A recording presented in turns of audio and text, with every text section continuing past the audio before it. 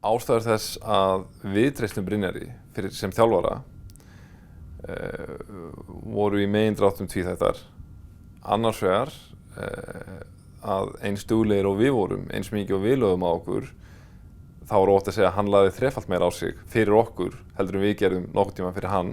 Ég myndi segja ef við getum sagt að við vorum að setja kannski 30 klukkutíma á viku í þetta, þá var hann að setja 90 klukkustundir á viku í þetta.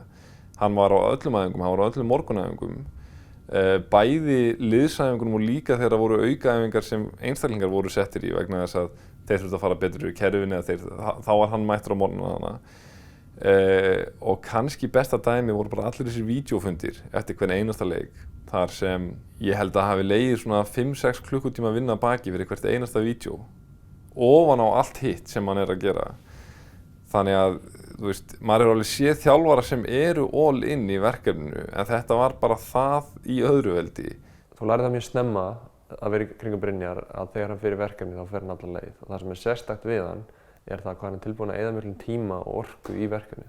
Brynjar ekki þessi 8-4 típa, hann er bara all in í því sem hann að gera allan sólarhringinn. Þú veist, hann dreymir þetta örugglega og ef maður talaði við hann eða hitt á hann eða þurfti að líta til hans, þá var hann alltaf game. Og ég held ástæðan fyrir því að fólk laðist svona að honum er að þó svo hann öskri á þig og kannski niðurlægi þig þegar þess starf, þá trúir honum alltaf að því að þú leitar að ástæðu til þess að geta sagt að hann hafi ekki efni á því að segja það sem hann er að segja, svo þú getur farið að réttlæta það að hlusta ekki á hann. En þú getur ekki fundið hana. Svo ef þú ætlar að kvarta yfir því að þú eru að vera mættur á æfingu klukkan 5:30 morgun eða 6 morgun eða eitthvað. Hann var búinn að vera þar í korter þegar þú mættir. Svo, þú veist, hvað? Hann gerir allt sem hann er að biðja okkur að gera og gerir það 10 sinnum betur. Brynjar's different.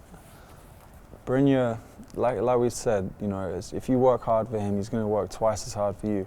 And it's not just basketball. Like from what I've seen in his work life too, off the court, he works his ass off. I've never known him to take days off.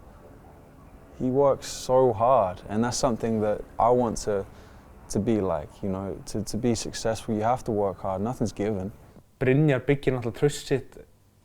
Sko, þú veist, það er svo auðvelt fannst mér að treysta Brynjari og gera hluti fyrir hann, af því að hann var svo, þú veist, undirbúinn og hann var svo duglegur, þú veist, hann gerði bara svo mikið og maður sá það bara og hann var svo vel að sér að þú gast ekkert questiona hann og hann veit þetta alveg og ég hugsa að ef þú myndir einhvern veginn að stönna Brynjar væri þegar þú gætir einhvern veginn questiona hann, þú getur sagt bara þú ert latur, þú veist, eða þú ert ekki nógu duglegur eða eitthvað sem mun ekki gerast, en þetta skiptir svo miklu máli upp á að þú vilt fá leikmenn til þess að gera eitthvað erfitt fyrir þig, þá er eins gott að þú sért sko eating your own medicine sko. Þannig að og það er náttúrulega bara það sem að Brynjar gerir algjörlega. Ástæðan fyrir því að ég átti mjög auðvelt með að treysta Brynjari er vegna þess að ég fann strax að hann hafði rosalega mikla trú á mér og þá miklu meiri trú en kannski aðrir höfðu á mér á þeim tíma. Og jafnvel meiri trú á sjálfur mér en ég sjálfur hafði. Og til þess að bakka þetta allt upp þá var hann líka tilbúinn að eyða svakalegum tíma til þess að hjálpa mér og ná því besta fram í sjálfur mér og maður fann það mjög hratt. Og þegar þessi tveir hlutir komu saman og sá maður bara að þetta væri klárlega manneskja sem maður ætti að treysta.